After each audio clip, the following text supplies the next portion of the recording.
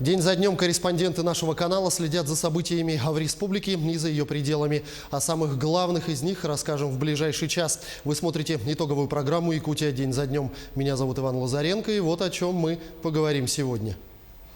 Ровно 1 год во главе самого большого региона России. Глава Якутии Айсен Николаев провел прямую линию с жителями республики, где подвел итоги и ответил на самые актуальные вопросы. За этот год, который я отработал по воле наших избирателей на посту главы Республики Саха-Якутия, я ежеминутно чувствую огромную поддержку со стороны населения. Развитие Арктики – приоритетная задача. В столице республики прошел Северный форум, на котором обсуждали самые насущные проблемы развития региона. Основной проблемой, которая стоит перед всеми нами, это изменение климата. И в связи с этим загрязнение окружающей среды. Вот эта проблема, она очень остро стоит, и нам всем необходимо работать над ее решением. Успеют ли якутские дорожники завершить все работы в срок, или республика рискует оказаться без финансирования национального проекта на следующие годы? Если субъекты не справятся с национальным проектом, то будет прекращаться финансирование по всем направлениям.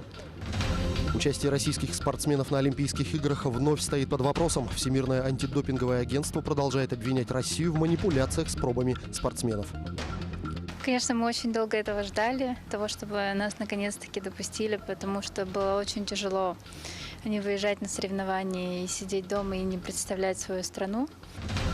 Крысы, асоциальные личности и полная антисанитария. В таких условиях вынуждены жить студенты Нерюнгринского медколледжа. Изменилась ли ситуация на сегодняшний день? В этом доме, да, конечно, стены страшные, ремонта здесь давно не было. Душевая тоже очень страшная, в плачевном состоянии. Новой площади быть. В столице подвели итоги конкурса на реконструкцию главной площади столицы. Я на самом деле очень жду 2022 года. Я жду того момента, когда я увижу воплощение этого проекта. И буду ходить туда с друзьями, буду ходить туда по работе, для того, чтобы проводить мероприятия. Я буду ходить туда для того, чтобы видеть, как живет наша республика. 365 дней с Айсеном Николаевым. Ровно год назад глава Якутии Айсен Николаев официально вступил в должность. Инаугурация прошла в Государственном театре оперы и балета и совпала с Днем государственности республики. В этом году, накануне этой знаковой даты, руководитель региона провел прямую линию. Трансляцию вели наши каналы НВК Саха, Якутия-24, Радио ТТ и все социальные сети, а также телеканал Россия-24 и Радио России. Айсен Николаев ответил на самые животрепещущие вопросы якутян. Подробнее в материале Саргаланы Захаровой. Прошедшая накануне прямая линия с главой Айсеном Николаевым уже 3-я по счету. С каждым разом якутяне все активнее принимают участие. Если в прошлый раз в апреле поступило 200 с лишним вопросов, то 26 сентября эта цифра перевалила за 500. По длительности эфир также был дольше – 2 часа. За это время успели охватить больше 30 вопросов, коснулись самых разных тем. Прозвучали и довольно острые. Совсем недавно вызвала бурю отрицательных эмоций новость о задержании пограничниками оленеводов в Устьянском районе. Из тундры 3 жителей Юкагира привезли за сотни километров Тикси, оштрафовали на 500 рублей и выставили за дверь. Неужели оленеводы в стадах должны ходить по тундре с паспортом? Случай, на самом деле, не поддающийся логическому объяснению. Вот я и с оленеводами сам лично встречался, так мы им будем помогать. Ну и, конечно, уполномоченный по правам коренных малочисленных народов Севера Иванова получила от меня задание полностью защищать права этих людей, так, в том числе и юридическую помощь им оказывать для того, чтобы уже через какие-то необходимые, если надо, и судебные процедуры справедливость восстановить. Надо соизмерять тяжесть нарушений и процесс проведения всех процедур. В дальнейшем будем работать с пограничниками, чтобы такие инциденты не повторялись, сказал Айсен Николаев. Еще одна не менее острая тема – аварийные дома. Старожил Намского улуса 81-летняя Анна Ефимова живет в нечеловеческих условиях. Дом стоит на честном слове, в квартире холодно, ко всему еще и газ отключили. Попали в программу переселения, обещают новое жилье в октябре 2020 года. Однако бабушка-инвалид боится не дотянуть до долгожданного события. Держится лишь благодаря соседке, которая все время помогает, чем может.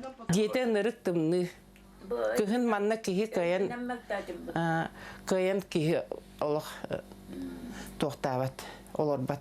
Ингенам бы соседтерна идем колобре идти вите волахты деген.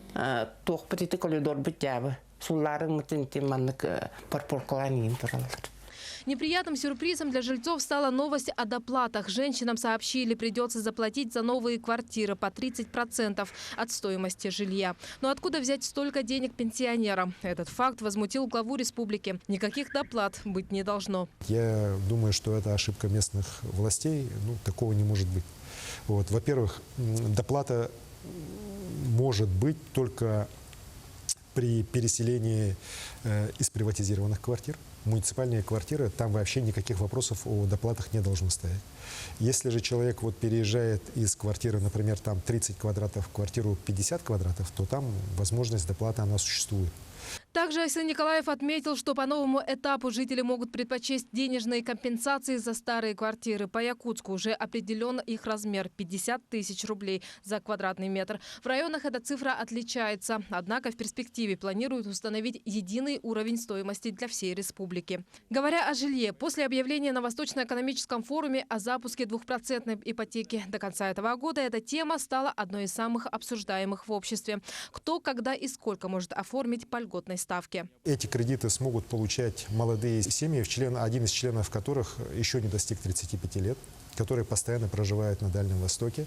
Размер кредита будет или 5, или 6 миллионов рублей, до 5 или 6 миллионов рублей. Мы ставим вопрос о том, чтобы не было первоначального взноса. Этот вопрос тоже, в принципе, в целом поддерживается. Ипотеку можно будет брать на покупку квартиры новой или на строительство индивидуального жилого дома. Льготную ипотеку смогут получить и те, кто оформил дальневосточный гектар и планирует строительство дома на участке. Продолжая тему жилья, с вопросом в колл-центр обратился житель поселка Старая Табага. Много слухов ходит о предстоящем сносе деревни, когда начнется строительство Ленского моста. Однако, по словам главы республики, речь идет о нескольких участках, а не обо всем поселке. По Табаге и на самом деле с той стороны, например, по тем населенным пунктам, которые есть у нас в Мегино-Кангласском районе, в общей сложности всего лишь около 80 участков попадает под изъятие. Причем на большинстве этих земельных участков нет никаких сегодня строительств жилого характера. Жилых домов, насколько я помню, если я не ошибаюсь, по Табаге попадает, причем с учетом даже заброшенных домов, которых в Старой Табаге, к сожалению, тоже хватает, около 30. Конечно же, в случае изъятия земельных участков у собственников все получат рыночную компенсацию. Достойную рыночную компенсацию, никаких там ограничений в части того, что специально будут за копейки у людей землю забирать, такого не будет. Важность и необходимость моста неоспорима. Сейчас вопрос стоит уже не о том, нужен он или нет, а об источниках финансирования, сказал Айсен Николаев. Мы практически со всеми отраслевыми министерствами, включая даже такие традиционно сложные в этом вопросе министерства, как Министерство финансов, Министерство экономики, достигли уже колоссального прогресса. Проект на самом деле очень дорогой, это тоже не надо скрывать. Сам мост — это 3 с лишним километра и плюс практически 20 километров подъездных путей.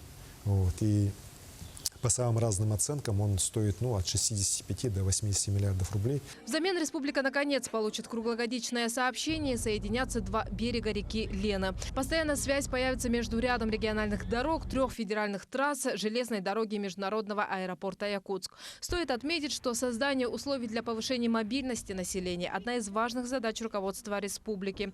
В программу «Безопасные и качественные дороги» впервые включили и арктические районы, в том числе трассу Яна, которая решит проблему сложной транспортной логистики в янской группе улусов. Сейчас должны идти работы по проектированию, по нахождению, скажем так, наиболее оптимальной трассы этой автодороги. И я надеюсь, что в ближайшие годы мы строительство начнем. Значимым событием этого года стала встреча первого пассажирского поезда на станции Нижний Бестях. Во время прямой линии в железнодорожном вокзале работала наша съемочная бригада. Предприниматели республики задаются вопросом, стоит ли ждать снижения стоимости грузовых перевозок. Заранее благодарю вас за ответ. Сегодня там уже действуют тарифы российских железных дорог. И по всем оценкам, если раньше, например, по железной дороге можно было довести до Тамота, потом дальше автотранспортом сюда доставлять, то стоимость грузоперевозок в среднем на 25-30% уже снизилась. По некоторым категориям еще больше. Прозвучали также вопросы, касающиеся оптимизации у бюджетников, развития малой авиации, предоставления качественных медицинских услуг, развития и поддержки арктических районов республики, достижений и досадных поражений якутских спортсменов. Все они получили ответы. Прямая линия совпала совпало с годовщиной работы Айсена Николаева на посту главы региона. Таким образом, она стала не просто общением со зрителями, но и символическим подведением итогов работы за 365 дней руководства республикой. Саргалана Захарова, Якутск.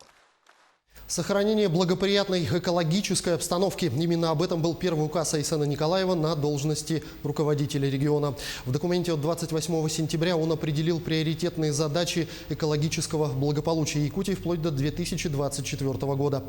Говоря о теме сохранения окружающей среды, невозможно обойти стороной прошлогоднюю ситуацию, когда в результате прорыва дамбы были загрязнены сразу 3 реки – Ирилях, Малая Бутуобия и Вилюй. Ситуацию тогда под свой личный контроль взял руководитель региона Айсен Николаев. Была разработана и принята отдельная программа развития систем водоснабжения Вилюйской группы улусов до 2024 года. Об этом в материале далее. Село Хоро – первый населенный пункт Верхневилюйского района, расположенный на берегу реки Вилюй. В селе проживают 1230 человек. В рамках реализации программы развития систем водоснабжения Вилюйской группы улусов до 2024 года здесь установили первую из 14 блочно-модульных водоочистных станций. Она может обеспечивать каждого жителя поселка 80 литрами чистой воды в сутки. Себестоимость куба воды составляет 5 рублей. В целом здесь воду потребляет население за 750 рублей куб воды. При этом мы хотим, чтобы воду население потребляло бесплатно. И очень хорошо, что вот местные власти здесь выбрали центр поселка. И я думаю, что население будет, продукция станции будет востребована населением. Пусть станция послужит дольше на благо людей. Смонтированная и запущенная в эксплуатацию станция может обеспечивать население безопасной и качественной питьевой водой, невзирая на любые техногенные и природные происшествия. Его основное преимущество – использование минимального количества реагентов при очистке воды, алюминиевых пластин и поваренной соли. В других же подобных водоочистных станциях используют более 8 реагентов. Также на этой станции для минимизации затрат будет отсутствовать оператор. Их обязанность на себя возьмет перевозчик воды. Система работает автономно, идет оповещение неограниченному пользователю о состоянии станции. Рабочая, нерабочая, что выходит из строя. Да. В случае выхода из строя электроснабжения предусмотрен дизель-генератор. Да. Он запускает станцию, работает 7 часов. Если за 7 часов топливо не было довезено, станция перейдет в аварийный режим, оператор должен слить воду. До конца этого года планируется установить еще 13 подобных очистных станций в 5 районах республики. Новые сооружения появятся в наслегах, расположенных в зоне рек Ирилях, Малая Бутуобия и Вилюйск. В Вилюйском районе новая станция будет обеспечивать чистой водой сразу 2 поселка Халбакинского наслега – Тосу и Староватово. В соседнем Верхневилюйском улусе установят еще 3 подобных сооружения – в селе Кентик, Намсы и Балаганнах. В Нюрбе в селе Кюндядя, в Сунтарском районе сразу в 7 поселках – Крестяхе, Сарданге, Тойдахе, Устье, Эльгее, Шее и Кюндее. И последняя 13-я станция будет обеспечивать чистой питьевой водой жителей поселка Сюльюкяр Мирнинского района. Помимо этого, в рамках реализации программы обеспечения жителей Вилюйской группы улусов чистой питьевой водой будут закуплены 10 водовозок. По одной автоцистерне КАМАЗ достанется городу Вилюйску, селе Верхневилюйск, городу Нюрба, Нахаринским и Лемнирским наслегам Сунтарского района. Еще 5 автоцистерн ГАЗ отправят в город Вилюйск, село Тосу Вилюйского района, село Кентик Верхневилюйского улуса, город Нюрба и село Антоновка Нюрбинского района. Всего до 2024 года планируется модернизировать и построить 21 водозаборную станцию, 31 блочно-модульных водоочистных сооружений, 104 километра сетей водоснабжения. На эти цели будет потрачено около 2 миллиардов рублей. Евгений Тайтонов, Семен Семенов, Якутия. День за днем. И буквально накануне в селе Харай-Аллах Верхневилюйского района запущена блочно-модульная станция водоподготовки. Она построена в рамках программы развития систем водоснабжения Вилюйской группы улусов на 2019-2024 годы. Объект стоимостью 23 миллиона рублей был установлен благодаря финансовому участию компании «Алроса». Ранее население села обеспечивалось привозной водой. Производительность же новой станции позволяет получать в сутки 50 кубометров чистой воды. Вода очищается методом прямого электролиза воды, 3-ступенчатым фильтрованием, стерилизацией ультрафиолетом и финишным микрофильтрованием. Сейчас мы ненадолго прервемся и смотрите в продолжении программы. Финансирование национальных программ может прекратиться из-за срыва работ по ремонту дорог в столице республики. Олимпиада под вопросом. Всемирное антидопинговое агентство продолжает обвинять Россию в манипуляциях с пробами спортсменов.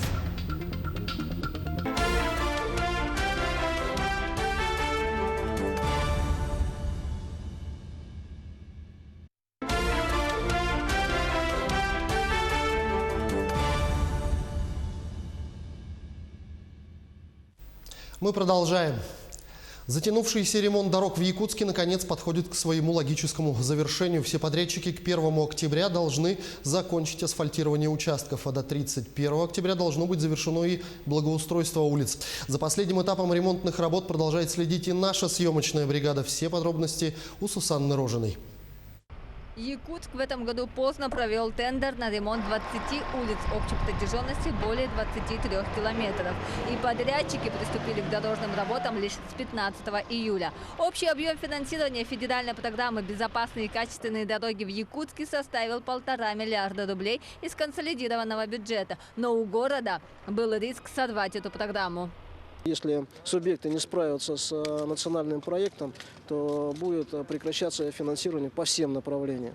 Поэтому мы и говорим о том, что очень важно справиться с национальным проектом «Безопасные и качественные автомобильные дороги», и чтобы у нас не было проблем по финансированию устойчивого развития села, допустим. Республика не позволила Якутску сорвать программу и взяла под контроль ход ремонта дорог в столице. Вообще город предупредил своих подрядчиков в части того, что если будет ненадлежащее качество или невыполнение работ, что они попадают в список. Да. Сейчас на всех участках усиление не только человеческих ресурсов, но и техники. Все силы брошены на то, чтобы успеть все к намеченному сроку. Наиболее слабые участки – это Хатангурякское шоссе и улица Ларионова. Но подрядчики уверяют, все работы будут сданы вовремя. На многих участках работы уже завершены. Так, в Матхе к подрядчику нет вопросов. Все сделано вовремя и качественно. Тут никаких рисков. На Жарницкого Петра Алексеева в автодорожном округе асфальтные работы завершены и в скором времени начнут курсировать автобусы по прежним маршрутам. Первый год в такой большой программе, он первый блин, наверное, вот комом для многих случился. Но мы, значит, понимаем то, что на будущие года мы будем заранее готовить все проезды, выезды по объездам. Значит, сегодня мы говорим, что автобусное движение будет восстановлено после нанесения дорожных знаков, после установки дорожных знаков, дорожной отметки, после того, как дорога будет принята. Только тогда начнут ходить автобусы. Измененная схема движения автобусов во время ремонта улиц доставила много хлопот жителям города. Людям приходилось пешком преодолевать большие расстояния. Автобусы не ходят как ближе. Вот. У меня один-единственный вариант, все, больше нет. Да, вот со Старого Покровского они идут вот сюда и потом едут в город. А так мы ходили на ДСК, птицефабрики с дачи, ходим на ДСК, чтобы там была конечная остановка. Все лето ходили, думали к 1 сентябрю откроют дорогу, но, видать, у них получились какие-то проблемы тут. Ну, раньше тройка останавливалась на той остановке. Сейчас она на КГФ останавливается, из-за этого минут 30, наверное, или 20, где-то так. Ну, не очень удобно. От дома в один путь, ну, получается 3 километра за весь день. Время, конечно, занимает это. На автобусе было бы быстрее. Действительно, было несколько пересмотров схем движения. Мы меняли схемы уже по завершению покрытия нескольких участков дорог. Также, допустим, 16-й маршрут по Бестужево-Марлинского. Они стали проезжать по Полиной Осипенко и Ливаневского. Были отградированы участки дорог для иного объезда, чтобы могли задевать социально нужные объекты. Это школы, учебные заведения. Мы работу в данном направлении ведем контроль, и также по обращениям жителей на каждый вопрос мы реагируем. То есть схемы рассматриваем. Конечно, очень много неудобств это создало, но при этом дороги будут отремонтированы, и наши пассажиры смогут ездить по хорошим участкам. Остается только месяц до конца ремонта всех улиц в Якутске. И все мучения как пешеходов, так и автомобилистов останутся в прошлом. Но мы будем надеяться, что сделанные даже наспех дороги все-таки будут качественные и безопасные. Гарантийный срок нового дорожного полотна – 5 лет. Будет весьма обидно, если из-за безалаберности городских властей вся республика останется без федерального финансирования по другим, не менее значимым программам на будущий год. Сусанна Рожина, Илья Сыромятников, Павел Пахомов, Якутия. День за днем.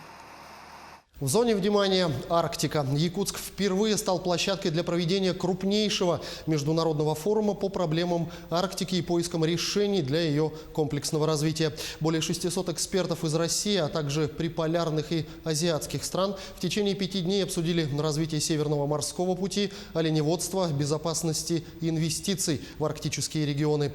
Каким видится будущее Арктики и какие сегодня задачи поставлены для ее развития, в материале Ульяны Шагиной. Арктика, расположенная за полярным кругом, территории стран, на которых сосредоточены колоссальные ресурсы, что делает ее весьма привлекательной не только для арктических, но и для многих других государств. Но мировое сообщество сегодня волнует не только освоение природных ресурсов, но и другие глобальные вопросы. Очень важно, что Северный форум проходит именно в Якутии. Корея очень заинтересована в изучении Арктики не только с точки зрения развития, но и с точки зрения социальных проблем. Также важно, что на форум приглашены эксперты из других арктических государств, так как проблемы арктической зоны сегодня касаются всего мира, и мы должны найти общие пути их решения. Сегодня на Арктике с успехом свои исследования проводит Корейский институт Копри, а также ежегодно проходят экспедиции на корейском ледоколе «Араон», на котором проводится полный спектр различных исследований по геологии, геофизике и атмосферным наблюдениям. Между тем, экологические вопросы на арктической зоне сегодня волнуют не только Корею. За последние 20-30 лет в Арктике произошли колоссальные изменения. Ученые бьют тревогу. Наблюдения из космоса за северно-ледовой шапкой Земли говорят о том, что лед, покрывающий океан, истончается. В университете Хоккайдо существует Арктический исследовательский центр, который занимается вопросами глобального потепления. На территории Японии в некоторых регионах из-за глобального потепления, к примеру, поменялись сезоны примерно на 2 недели. Также произошли изменения в почве и в окружающей среде. Основной проблемой, которая стоит перед всеми нами, это изменение климата. И в связи с этим загрязнение окружающей среды. Вот эта проблема, она очень остро стоит, и нам всем необходимо работать над ее решением. Я думаю, что у нас у всех стран арктического мира есть необходимые знания для того, чтобы разрешить эту проблему. Но нам надо сейчас уже начать действовать, а не просто сидеть сложа руки.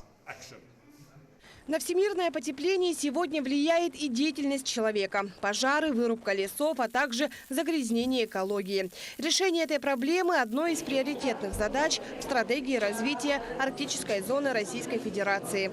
Новый документ сейчас активно обсуждается в регионах и должен определить будущее Арктики на 15 лет вперед. В первую очередь это предложения, связанные, еще раз говорю, с улучшением качества жизни людей. Мы считаем, что экономические меры поддержки бизнеса, которые сегодня предлагаются по арктической зоне, они очень объемные, большие, можно сказать, даже чересчур большие. Так. Вместе с тем особый упор с самого начала нужно делать именно на тех людей, которые сегодня уже там живут, которые сотнями лет сохраняют свою традиционную культуру, традиционный быт, занимаются оленеводством, рыболовством, охотой. Тех людей, которые сегодня работают в промышленности. Главы арктических районов также на местах готовят свои предложения. Кто, как не они, смогут рассказать, что сегодня беспокоит местное население. Есть задача сделать научный исследовательский центр в Булунском районе. Я со своим предложением вышел, что республика у нас многоликая, и у нас есть отдельные рельефы местности, отдельные погоды, поэтому вся республика должна вырабатывать предложения, что мы хотим от промышленности, от производителей, и потом эту продукцию испытывать, использовать именно в условиях Арктики. Депутаты якутского парламента предлагают включить в проект стратегии отдельный раздел, касающийся проблем коренных малочисленных народов Севера. Упор должен быть сделан на хозяйствование, а также защиту экологии и их территорий. Конечно же, вопросы природопользования, охоты, оленеводства, рыболовства. Те правила, которые сегодня приняты и действуют, они не дают развиваться традиционным видам хозяйства, наоборот, мешают. Еще одной важной точкой развития Арктики станет открытие Северного морского пути, который является транспортной магистралью национального значения. Говорить, да, действительно, Северный морской путь может быть очень полезным для международного сотрудничества с точки зрения именно для экономических выгод, которые Россия может приобрести по торговым путям. Как раз все азиатские страны, которые сегодня мы собрали, да, на нашем форуме, они интересуются именно больше, наверное, даже торговыми возможностями, которые Северный морской путь открывает. За последние 10 лет численность населения Арктики уменьшилась в 7-10 раз. Именно поэтому новая стратегия должна улучшить качество их жизни. Должны быть созданы новые рабочие места, построены социальные объекты. По словам экспертов, эффект от реализуемых мероприятий стратегии развития должен начать ощущаться уже через 3 года. Ульяна Шагина, Якутия, день за днем. Участие российских спортсменов на Олимпийских играх вновь стоит под вопросом. Всемирное антидопинговое агентство подозревает, что Россия манипулировала информацией, чтобы скрыть систематическое употребление допинга спортсменами. Со всеми подробностями происходящего наш корреспондент Юрий Осипов. История с прошлой Олимпиады может повториться, но на этот раз с более серьезными последствиями. По сообщению Всемирного антидопингового агентства, из-за возможных манипуляций с допинг-пробами московской лаборатории, Россия может быть отстранена от летних Олимпийских игр 2020 года в Токио. Они сообщают, что данные были подделаны перед тем, как их передали в ВАДА. Эту ситуацию прокомментировал генеральный директор российского антидопингового агентства Юрий Ганус. Он обратился за помощью к президенту страны Владимиру Путину. Вопрос не в том, сколько будет найдено положительных проб в московской лаборатории, а в том, что мы будем с этим делать. Ведь препятствование в проведении расследования материала московской лаборатории, хотим мы этого или нет, свидетельствует о заинтересованности лиц, препятствующих передаче данных и проб. Это не только проблема профессионального спорта, это проблема спортивной жизни такой великой страны, как Россия, которая отразится и на формировании кадрового резерва, и на развитии массового спорта, и на реализации задач, которые указаны в ваших майских указах. ВАДА уже начала проверку российского антидопингового агентства на соответствие. Президент Международного агентства Крейг Риди рассказал, что цель запущенной процедуры – выявить причины случившегося. Мы пока не знаем, был ли это взлом или манипуляция или что-то еще. Согласно правилам, если мы придем к выводу о несоблюдении требований, а россияне этого не признают, решение будет принимать спортивный арбитражный суд. Поэтому мы должны действовать крайне осторожно. Прежде чем обращаться к закону, надо точно выяснить, что произошло. Этим мы и занимаемся. В свою очередь, Российский олимпийский комитет заявил, что относится очень серьезно к сложившейся ситуации. Ситуация очень серьезная. За короткий срок необходимо либо доказательно опровергнуть подозрения в манипуляциях, либо предпринять исчерпывающие меры по выявлению лиц, причастных к этой истории. В противном случае под угрозой окажутся и перспективы участия олимпийской команды России в играх Токио.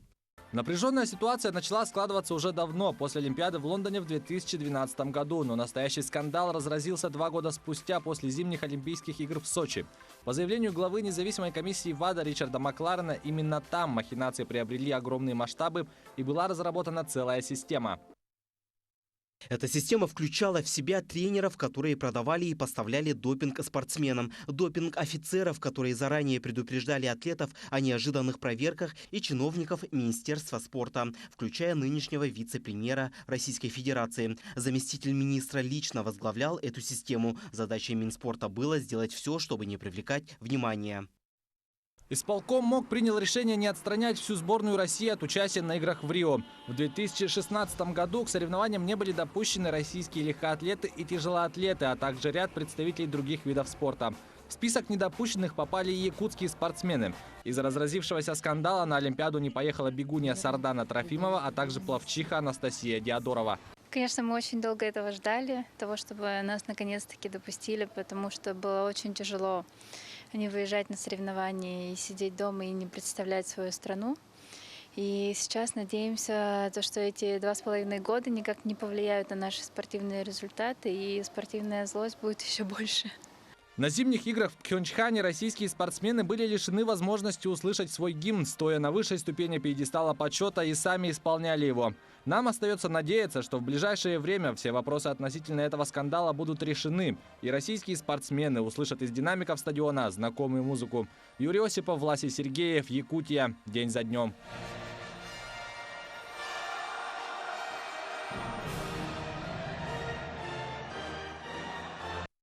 Сейчас мы вновь ненадолго прервемся и смотрите далее в нашей программе. Студенты Нерюнгринского медколледжа вынуждены терпеть страшные неудобства в общежитии, где нет абсолютно никаких условий для жизни. Обзор республиканской прессы, о чем писали газеты на этой неделе.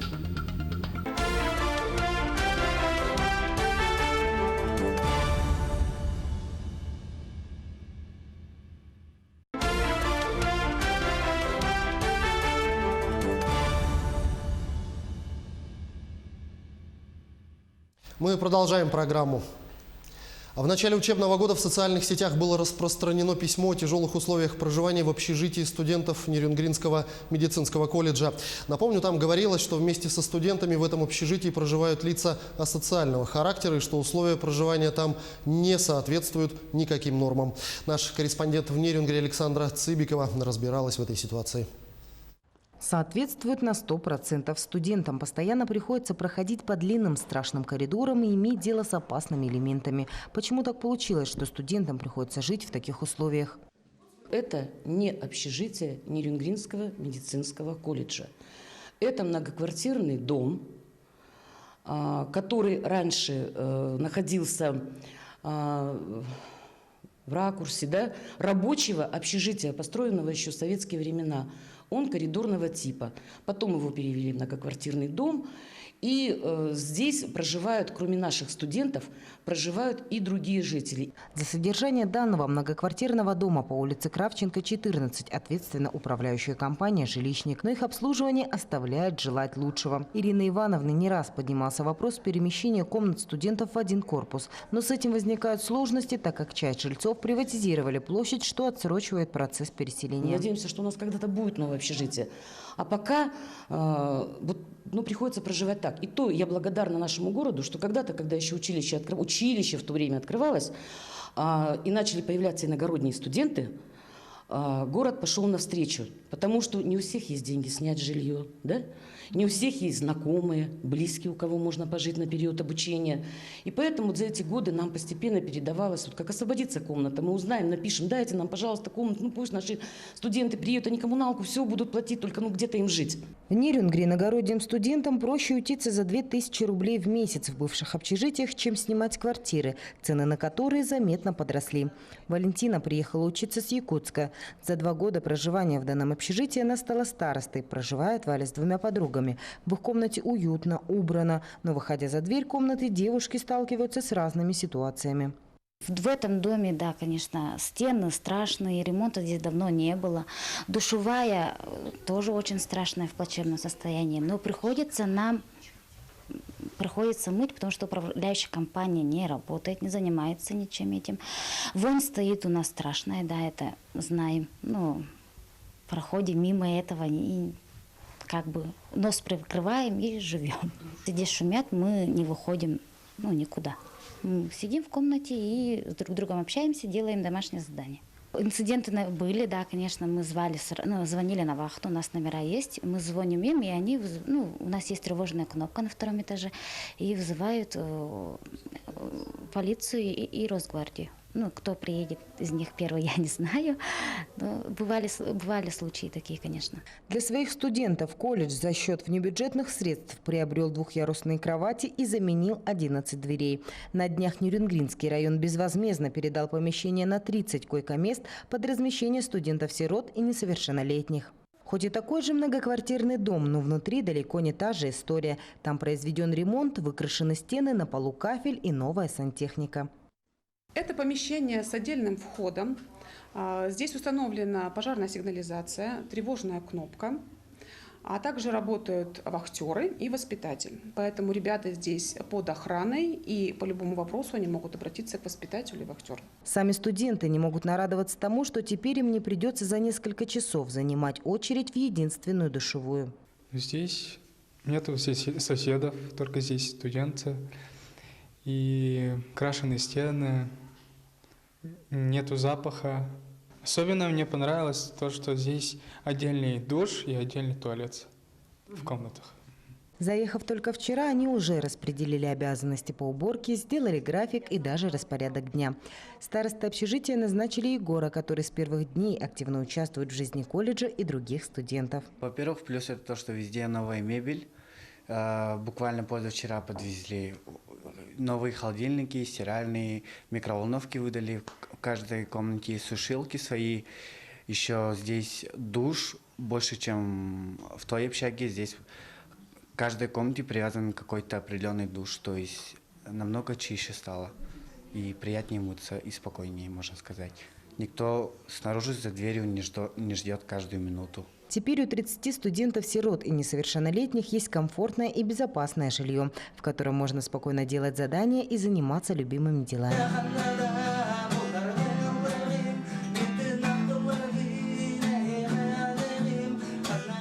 Конечно, новый корпус – это не новое общежитие, коего последние несколько лет добивается администрация колледжа. И часть студентов все-таки продолжит проживание по старому адресу. Но и это уже большой шаг. Мы будем следить за развитием событий. Александра Цыбикова, Захар Головин. Якутия день за днем.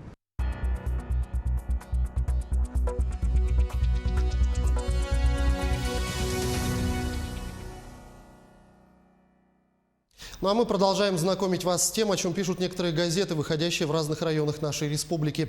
И вот о чем можно узнать на этой неделе. В Алданском Улусе прошло совещание с участием заместителя министра экологии, природопользования и лесного хозяйства Республики Саха-Якутия Семена Яковлева с представителями золотодобывающих компаний, ведущими свою деятельность на территории района. Об этом сообщает газета «Алданский рабочий». Главным вопросом повестки было соблюдение природоохранного законодательства. На встрече было отмечено, что своевременное выявление нарушений природоохранного законодательства и оперативное принятие мер становятся наиболее результативными в случаях, когда в этой работе принимают участие не только надзорные органы, но и население. В Ленске в рамках проведения праздничных мероприятий ко Дню предпринимателя Республики Саха-Якутия состоялась акция «Красота в подарок». Об этом сообщает газета «Ленский вестник». Предприниматели, работающие в сфере красоты, посетили дом-интернат для престарелых и инвалидов. Женской половине постояльцев удалось красиво постричься и обновить цвет волос. Руководитель салона красоты «Рестайл» Нина Салабутова с радостью согласилась поучаствовать в такой акции, ведь любой женщине хочется всегда выглядеть красивой. Директор дома-интерната Марина Федорова отметила, что такие акции пожилые ленчане воспринимают с особым воодушевлением. Газета «Мирнинский рабочий» сообщает, что первый российский портативный прибор для проверки подлинности бриллиантов «Алроса Diamond Inspector» показал высокие результаты по итогам тестирования, проведенного в независимой лаборатории в Бостоне, США. В процессе тестирования было задействовано почти 1400 образцов, среди которых натуральные бриллианты, синтетические бриллианты, в том числе образцы, не представленные на рынке и выращенные с помощью самых передовых технологий. Благодаря 3 методам анализа, простоте использования и невысокой по сравнению с аналогами стоимостью, российский прибор подходит для помощи в идентификации бриллиантов различным магазинам, ломбардам, дистрибьюторам, геммологическим лабораториям, производителям ювелирных украшений.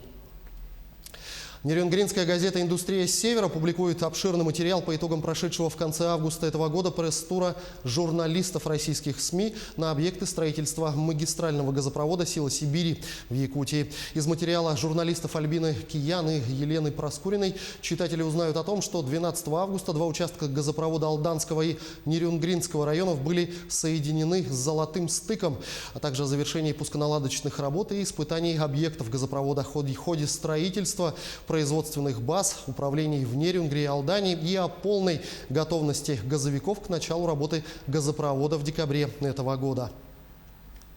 Несмотря на трудные погодные условия этого лета, таких как засуха, вызванная маленьким снежным покровом и отсутствием дождей в Верхоянском районе, благодаря упорному труду сельчан план по сенозаготовке выполнен на 70%. Об этом пишут в газете «Вести Верхоянья».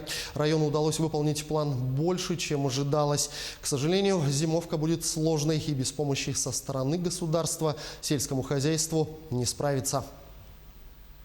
21 сентября в Ютяхе прошло знаменательное событие. Открылась новая спортивная площадка. И, конечно же, ни одно открытие без церемонии перерезания ленты не обошлось. Этой чести удостоились глава Янского наслега Виктория Слепцова, директор Ютяхской школы Михаил Садовников и заведующая детского сада Нина Чирикова. Виктория Иннокентьевна выступила с торжественной речью и вручила благодарственные письма спонсорам проекта. Само мероприятие сопровождалось конкурсами, эстафетой, волейболом на новой площадке и осенней ярмаркой. Газета Верхнеколымского района «Колымские вести» сообщает, что уже несколько месяцев у двух пятиэтажных жилых домов поселка Зырянка никак не закончится капитальный ремонт. Он должен был завершиться до наступления холодов, но жители до сих пор не дождались этого счастливого события. Отопление в дома дали, но в квартирах до сих пор не заменены трубы водоснабжения и водоотведения. По словам работающей компании, ремонт не затянулся, были продлены сроки в связи с тем, что была обнаружена ошибка несоответствия между проектом и техническими данными котельной. Сколько еще терпеть неудобства? Ответа на этот вопрос пока что нет. День Нелемного – так назывался праздник, который прошел в Юкагирском селе в Верхнеколымском районе. В селе по инициативе местной школы уже больше 20 лет работает программа по сохранению и развитию юкагирского языка и культуры. Поэтому все события, проходящие в селе, обязательно отражают колорит юкагирской культуры. Были проведены очищающие обряды и ритуалы, а также различные конкурсы, среди которых, например, конкурс костюмов героев юкагирского фольклора и дефиле маскарадных костюмов. В Среднеколымском Улусе в Аликакюэльской средней общеобразовательной школе состоялось торжественное открытие Центра образования цифрового и гуманитарного профилей «Точка роста». Об этом пишет газета «Халыма Долгуннара». В кабинете проектной деятельности будут подготовлены шахматные и медиазоны, а в направлении цифровой и гуманитарной компетенции ребятам предоставляется возможность изучать такие школьные предметы, как информатика, технология и ОБЖ в обновленном содержании с использованием современных технологий. В рамках национального проекта образования приобретены тренажеры-манекены для практикоориентированного изучения предмета ОБЖ, оборудование для освоения искусством игры в шахматы, интерактивный комплекс и мебель для коворкинг-зоны. А с 1 по 30 сентября в Среднеколымском Улусе проводится пожарная профилактическая операция «Дети». Во всех учебных учреждениях прошли открытые уроки и были организованы дни открытых дверей в пожарной части. Одними из гостей пожарных стали учащиеся 1 класса школы города Среднеколымска. В ходе экскурсии маленькие гости побывали в служебных помещениях, познакомились с оборудованием, примерили пожарные экипировки. Огнеборцы на практике продемонстрировали детям, как быстро должны одеваться пожарные при поступлении вызова на пожар.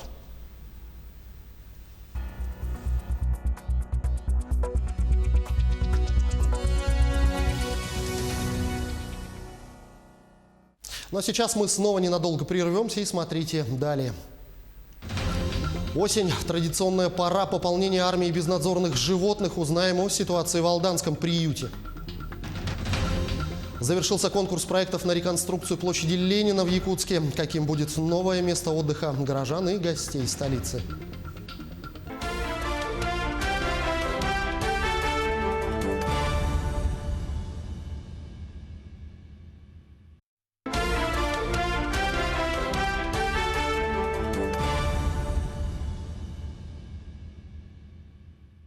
Мы продолжаем. Осень – пора пополнения алданского приюта для собак. Подрастают щенки, появившиеся на свет весной. Становятся ненужными четвероногие охранники по завершении сезона дач и строительства.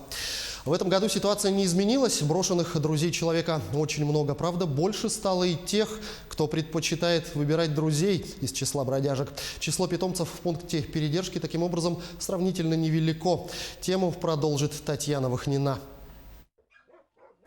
Озорного непоседу сотрудники алданского приюта для бездомных собак «Надежда» называют малышом. Песик очень любит гулять. Правда, на поводке удовольствие не то. Малыш предпочел бы самостоятельную пробежку. Не отказались бы размяться и его товарищи. А в приюте в настоящее время находится 1,5 десятка бездомных собак. В этом году собак очень много поредилось в плане того, что их стало меньше. Если у нас раньше был карантин занят и 2 ряда, то сейчас у нас 1 ряд остался.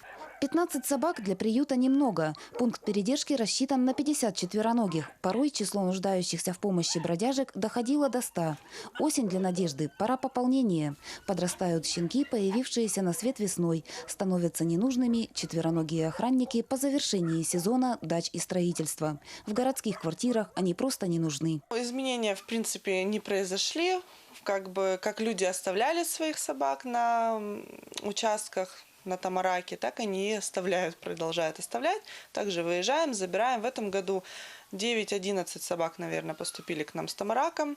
В основном животных, которые мы уже неоднократно встречали у себя в приюте. Сравнительно малое количество содержащихся в приюте собак объясняется возросшей активностью алданцев. Именно в «Надежду» за четвероногими друзьями приходит все больше жителей. Собак забирают ежедневно. В основном сейчас щенков берут, очень много забрали на прошлой неделе. И в основном мужчины забирают к себе на участки, именно на охрану в лес. По наблюдениям сотрудников «Надежды», не человек выбирает животное, а животное – человека. И собака с недоверием и даже враждебностью, относящаяся к незнакомцам, с одного взгляда узнает своего хозяина и доверится только ему. Поступил пес в августе месяце, очень большой, почти наполовину кавказец, он был очень агрессивный, мы его 3 дня не могли с ним подружиться, он никого не подпускал, мы не могли убраться в клетке, покормить его. Приехал хозяин, говорит, новый хозяин, соответственно, увидел пса, говорит, все, я его забираю. И пес, видимо, понял, что это и тоже его хозяин, они друг другу понравились, и он сам пошел в машину, сел и уехали. Частые гости в приюте – волонтеры. Добровольцы приходят в «Надежду», чтобы помочь сотрудникам с выгулом и кормлением, а также проводят большую работу по поиску хозяев жучкам и шарикам. Этим летом, очень активно волонтеры приняли участие. Они приходили, выгуливали, кто-то даже занимался небольшой дрессировкой, а некоторых щенков даже потом забрали после этого. То есть они распространяли информацию о том, что у нас есть щеночки или взрослые собаки. И люди приходили, приобретали себе друзей. Крепнет дружба городского приюта для собак с Кошкиным домом. Специалисты «Надежды» помогают волонтерам в лечении усатых-полосатых. Сейчас в небольшой комнатке «Надежды» содержатся 2 котов. В уличной драке молодому Снежку псы разорвали горло и повредили пищевод. Котик перенес 3 операции. Снежок быстрыми темпами идет на поправку, а вылечившись, отправится в новый дом. Желающие взять его люди нашлись. Очень хочет в семью и маленький тигренок. Работа кишечника почти налажена, а о проведенном в теплотрассах детстве напоминает сломанный в нескольких местах хвостик. Да, с Кошкиным домом мы начали работать, делаем им стерилизацию, помогаем, лечим котят, которые больны. У нас сейчас на данный момент 2 кота. 1 котенок, другой взрослый кот уже, они находятся на лечении. Бывало так, что человек, придя в «Надежду», чтобы выбрать четвероногого друга, домой отправлялся с собакой и кошкой. Любовь и забота человеческие нужны всем братьям меньшим. Призываем мы всегда к одному и тому же, чтобы животных не бросали. Есть пункт «привезите, если вам не надо», по сути. Привезите сюда, мы никогда никому не откажем. Чтобы люди поответственнее относились к своим питомцам. Сотрудники пункта передержки, где содержатся отловленные бродяги, призывают земляков помнить, жестокость и равнодушие по отношению к братьям меньшим оборачиваются угрозой жизни и здоровью. Татьяна Вахнина, Сергей Шипачев, Александр Лукин, Алдан. Наша республика активно готовится к юбилейной дате. В 2022 году со дня основания Якутской ССР исполняется 100 лет. Северная столица к этой дате должна преобразиться. Власти региона намерены построить несколько социальных объектов, различные центры, в том числе и обновить внешний облик Якутска. Под прицел попала и главная площадь столицы – площадь Ленина. На этой неделе были подведены итоги открытого всероссийского конкурса на создание концепции внешнего облика площади имени Ленина. Какой станет площадь в 2022 году и сохранит ли свое название? Об этом в материале Дмитрия Тымырова. История площади Ленина фактически начинается с 1957 года, когда было снесено здание гостиного двора, и на его территории образовалась площадь. Первый проект площади Ленина был разработан в 1964 году, тогда еще студентом Московского архитектурного института Олегом Карамзиным во время практики в институте Якутпромстройпроект под руководством архитектора Вячеслава Семеновича Петрова. В 1965 году проект был утвержден, а к столетию Владимира Ильича Ленина в 70-м году он был реализован. А вот последний проект реконструкции площади Ленина был разработан уже в 1985-86 годах в институте Якут-Гражданпроекта в мастерской номер 1. Вы помните, там начало 70-х годов площадь была чуть другая. Потом вот нынешний вот фонтан, который мы сейчас любуемся, да, это значит плоды работ вот архитекторов Карамзиных под руководством Олега Георгиевича и Георгия Олеговича. Тогда они разработали планировочное решение, в основу которого легла четырехлучевая композиция. Автором создания здесь фонтана стал Дмитрий Саввинов. А вот автором проекта фонарей, обрамляющих площадь, стал Иннокентий Николаев. И вот спустя почти 40 лет сегодня площадь Ленина готовится к новому этапу своей жизни. Воссоздать новый облик главной площади столицы хотели еще 5 лет назад, но идея так и не созрела. Будучи уже в составе института Якутпроект, мы выполнили, как сказать, так называемый стадий проектной документации реконструкции площади Ленина под руководством архитектора Андроса Ивана Степановича. Это было в 2014-2015 годах. Но, к сожалению, вот этот проект как бы не реализовывался, и вот мы сегодня как бы нам посчастливилось участвовать уже, так сказать, чисто архитектурном конкурсе российского уровня.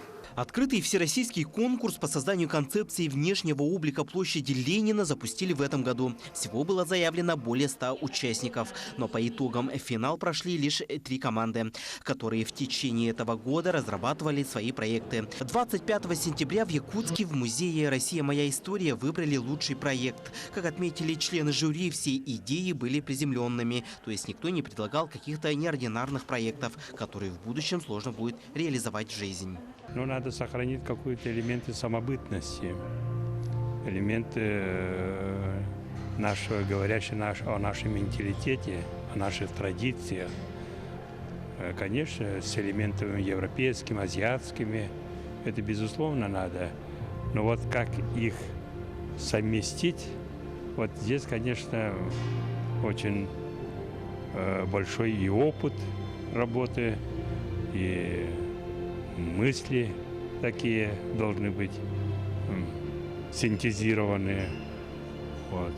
Ну, по рисункам, по графике, по фотографии я вижу, что это уже становится реальностью.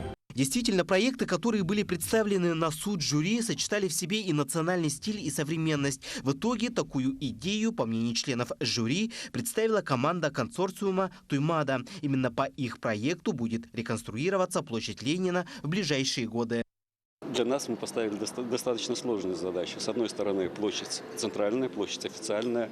Рядом дома правительства, памятник Ленину. Понятно, что эта площадь изначально была предназначена для проведения серьезных торжественных официальных мероприятий, но при этом площадь нужно социализировать. Как отметил Владимир Ионович, составляющие элементы новой площади будут создаваться на заказ. Сложности в самой конструкции, бетонной конструкции, особенной сложности нет. Это относительно тонкостенная бетонная поверхность. А элементы отделки, безусловно, они будут заказаны. Сейчас победители проекта будут участвовать в составлении сметно-проектной документации. Будут вноситься кое-какие изменения и корректировки. Всех, наверное, интересует дальнейшая судьба памятника Ленина. Все 3 финалиста в создании своих проектов оставили памятник нетронутым, а лишь добавили некоторые элементы. Так что памятник Владимира Ильича Ленина будет стоять на месте. Время идет, поколение меняется, система меняется, но история для нас святое. Поэтому ни в коем случае это для нас табу тема, да. Все, что создано предками, поколением, она должна переходить из поколения в поколение. Поэтому памятник Ленину мы очень бережно относились. Как отметила главный архитектор республики, наш регион в будущем может стать субъектом страны и той самой точкой в мире, которая будет создавать тренды в урбанистике и в архитектуре по тому, как развивать и создавать северные города. Те проекты, которые мы сейчас разрабатываем, они будут реализованы в должном качестве, и мы действительно станем не просто субъектом в России, диктующим моду и тренды, а республикой, которая станет экспортером разных подходов, идей именно в архитектуре и в градостроительстве, потому что на Вечной мерзлоте это самый крупный город в мире. Теперь осталось за малым – ждать 2022 год, чтобы пройтись по обновленной площади. Я на самом деле очень жду 2022 года. Я жду того момента, когда я увижу воплощение этого проекта. И буду ходить туда с друзьями, буду ходить туда по работе, для того, чтобы проводить мероприятия. Я буду ходить туда для того, чтобы видеть, как живет наша республика. Дмитрий Тымыров, Илья Сыромятников, Якутия. День за днем.